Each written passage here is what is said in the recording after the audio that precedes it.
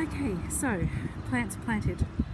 As you can see, this shade, very shady area, it's covered by this Pittosporum. I don't know how quite to say that.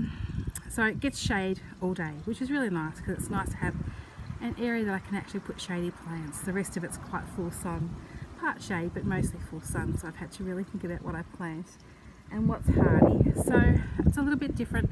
What I've done is I've actually put the hydrangeas underneath. I'll go a little bit closer for you. It's shady, but so little hydrangeas through there. I've put a daisy on the edge there, and I've just filled in everywhere else with some pansies. I've got a big mega punt of pansies, and they'll fill out really nice. So I just want to cover the area as thick as I can just to stop weeds. I am going to mulch shortly, but I'm still not 100% sure on what type of mulch I really want to put down. I don't actually want to put pine bark in if I can help it. I want to put more of a natural sort of a mulch down. So under here as well, I've planted the fuchsias, and they are just a little hit from my childhood. At the back of my mum and dad's old house, they would have hydrangeas and fuchsias, and the fuchsias would get quite tall, so I'm not even worried if that happens here because we've got some undergrowth area. Excuse me. And as a kid, I remember used to popping the flower buds open before they were ready. Now I think, oh, how cruel of me, but it was just a thing that we did as kids, and I still remember that very fondly. So I've planted those, and I've planted, as I said, I've planted the pansies right throughout in amongst this current garden bed, and hopefully that will fill out all the spaces and discourage any more weeds. The daisies I've actually filled, so I've put one behind the fish pond next to the butterfly bush, and it's just so windy out here today. So I've put actually two together there, so one there and one there. That'll cover nicely until the others grow enough to give it a bit more, to fill it in a bit. And petunias are coming out really nicely that Sarah and I planted nicely. And I had to move some roses from the front because they were just dying for some reason. So I've actually transplanted this one, and this was sticks probably about 3 or 4 weeks ago, and I'm just wrapped that I've got plant foliage now, so I think I've saved that one. The other two daisies, I've put one each side of the hibiscus there, and this little rose that I tried to salvage, I was really I'll see if I can get in a bit closer. I was really concerned, but I've just noticed this morning there's actually brand new growth, so that I'm actually really pleased with. So I think I've saved that one as well. I'm actually going to go around to the backyard now. Just bear with me, I'll try not to go too fast, because last week I actually planted some cantaloupe and watermelon, and would you believe that I have none left? I think the birds have, just bear with us, we've got such wind today that's blowing all our rubbish. We're getting ready for the skip away everywhere.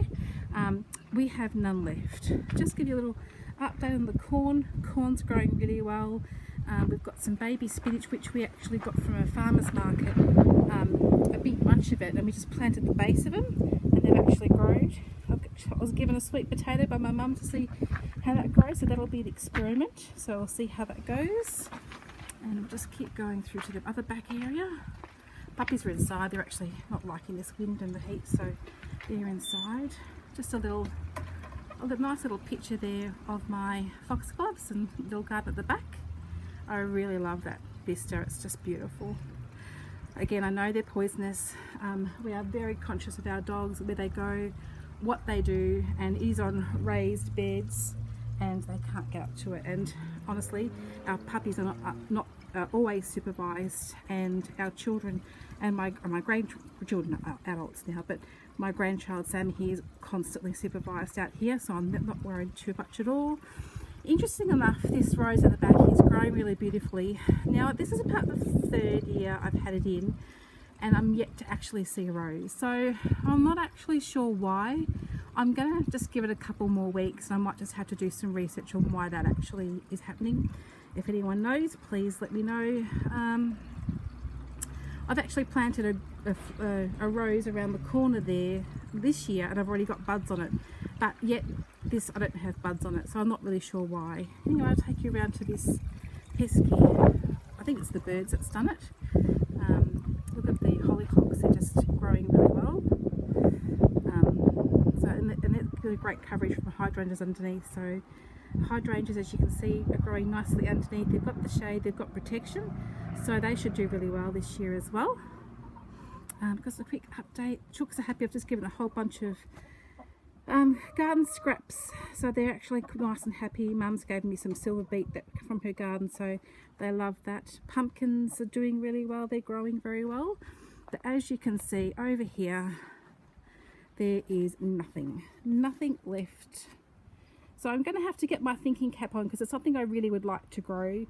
I'm going to, over here, nothing left. Not a scrap of even a seedling. So I'm going to have to get my thinking cap on and make some apparatus to salvage the seedling. So I will try and do that the next couple of weeks and see how we go. Anyway, that's the garden, and looking forward to doing some more work. For now I'm going to go inside and just have a nice cold drink because it's quite warm. First warm day of the season. We've been so fortunate. We've had nice days, and today's, although overcast, it's quite warm, so a bit of a shock to the system. One more thing, I'll just take you over to this little area that I am going to be replanting soon, because I don't know whether to replant or just replace these couple of lavenders that have died on me, but the rest is actually looking quite good. But this rose I was given as a present, as a gift I should say, for my old dog Samson when he passed away. Just let that motorbike go past. And it's flowering beautifully this year. I cut it right back last year, and I think that's really helped. The foliage is beautiful and green, and I'm really wrapped. I've actually got a couple of rows at the front that I actually are out, and I'm really wrapped with them. So I'm new to roses, I'm still growing, I'm still learning, so we'll see how we go. Anyway, that's all for the time being. Thanks, bye.